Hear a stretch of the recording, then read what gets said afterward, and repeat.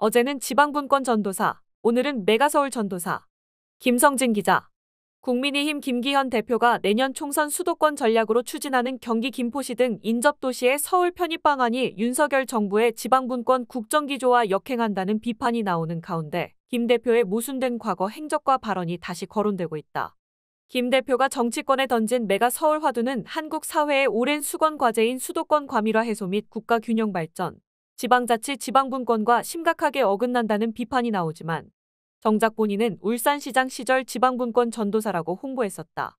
일일 시민언론 민들레가 울산시청 홈페이지와 지역 언론 보도 및 인터뷰 내용 등을 확인한 결과 김 대표는 지난 2017년 4월 울산시장 재직 당시 대한민국시도지사협의회 산하 지방분권 특별위원회 제5기 위원장으로 위촉됐다. 지방분권 특별위원회는 지난 2012년 시도지사협의회가 정당과 정파를 넘어 지방자치 발전 의제를 능동적이고 적극적으로 대응하기 위해 설치한 기구다. 당시 울산시는 지방분권 특별위원회 위촉과 관련 김기현 울산시장 지방분권 전도사로 본격 활동이라는 제목의 보도자료를 내고 이를 대대적으로 홍보했다. 아울러 2014년 7월부터 2018년 6월까지 울산시장을 지냈던 김 대표는 지방분권 특별위원장에 위촉되기 전부터 여러 차례 지방자치 지방분권을 강조한 것으로 확인된다. 김 대표는 2015년 1월 유수원 기고글을 통해 지방의 경쟁력이 국가의 경쟁력이라 할 만큼 지방자치의 성숙은 민주국가의 중요한 전제라면서 지방자치가 발원한 유럽에 비해 중앙 집권적 역사와 문화를 가진 우리나라는 지방자치의 토양이 척박함을 부인하기 어렵다고 토로했다. 그는 같은 글에서 10여 년간 국회에서 의정활동을 하다 자치단체장으로 와서 일하다 보니 중앙정부와 지방정부 사이에 가로놓인 제도적 현실적 장벽이 크고 높음을 새삼 절감하게 된다며 재정력 없는 지방자치는 허상에 불과하며 지방자치의 민주성과 책임성을 담보할 수 없다고 했다. 2016년 5월에는 서울대학교 행정대학원 정책지식포럼에서 자율과 책임의 지방자치 구현 방안을 주제로 기조발제를 하고 중앙정부와 지방정부 체계로 명칭을 변경해 지방정부의 위상을 강화하고 지방재정 확충, 지방교부세 제도 개편, 지방정부의 재정의무 부담 시 통제장치 강화 등 자율과 책임이 강조되는 지방재정 운영 시스템 도입이 필요하다고 주장했다. 지방분권 특별위원장으로 위촉되고 3개월 뒤인 2017년 7월에는 부산 백스코에서 열린 대한민국 지역분권 대포럼에서 지역분권 어떻게 할 것인가라는 주제 발제를 발표하며 지방분권을 위한 개헌안 마련과 지방재정 확충을 강조하기도 했다. 김 대표는 당시 주제 발제를 통해 지금 국민들과 정치권, 정부와 학계에 이르기까지 대한민국의 지속가능한 발전과 국가 경쟁력 제고를 위해 지방분권은 필수라는 데에 인식을 같이 하고 있다면서 지방의 명칭은 지방자치단체가 아닌 지방정부로 변경해야 한다고 말했다. 울산시장직에서 물러나기 약 4개월 전인 2018년 2월에는 문재인 대통령과 가진 시도지사 간담회에 참석해 경제성의 비중보다는 지역균형 발전에 더 비중을 높이는 예비타당성 방법을 제고해 상생발전 체감정책을 강화해달라고 건의했다. 김 대표의 지방분권 발언은 당대표 취임 이후에도 이어졌다.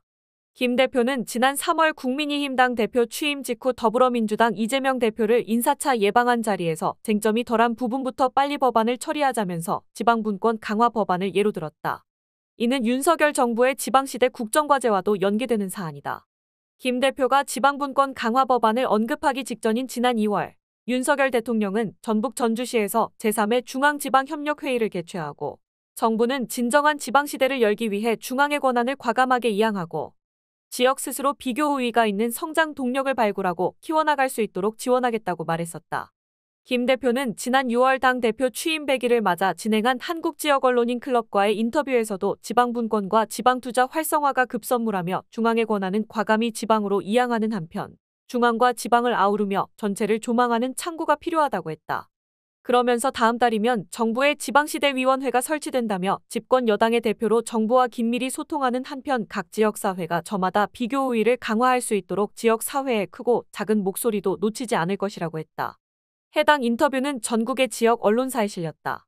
김 대표의 이 같은 과거 발언들은 그가 당론으로 채택하고 입법까지 추진하는 메가 서울과는 정반대되는 것으로 해석된다. 오히려 그의 과거 발언을 고려하면 메가 서울이 급조된 일회성 총선용 카드라는 관측에 힘이 실린다.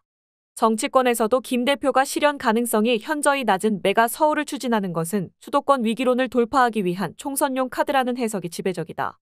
지난 10일 보궐선거 이후 수도권에서 거세진 정권 심판론을 부동산 욕망에 기인한 표심 사기로 전환하려는 시도라는 분석이다. 다만 같은 당 소속 지방자치단체장도 메가 서울에 부정적이다.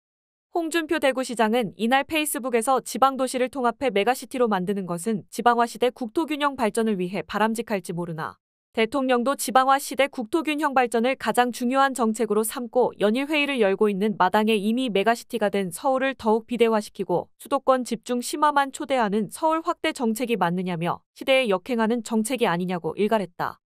한편 대통령 직속 지방시대위원회와 행정안전부 등은 이날 합동 브리핑을 열고 제1차 지방시대 종합계획을 발표했다.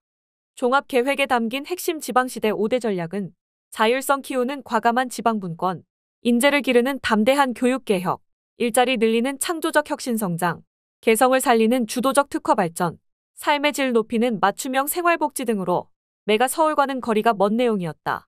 대통령 직속 지방시대위원회는 특히 현재 수도권 집중의 주원인으로 지방의 좋은 일자리 부족이 손에 꼽힌다며 기회발전 특구를 도입하는 등 수도권과 지방의 불균형 해소에 주안점을 뒀다.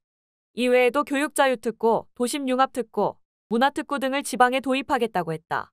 지방시대위원회는 이날 발표한 제1차 지방시대 종합계획에 대해 중앙정부 차원에서 대통령 지역 공약을 국가계획에 전면적으로 반영하여 관리하는 역대 최초의 사례라며 대대적으로 홍보했지만 국민의힘의 메가 서울 당론 추진으로 지방분권 국정기조가 퇴색됐다는 평가가 나온다.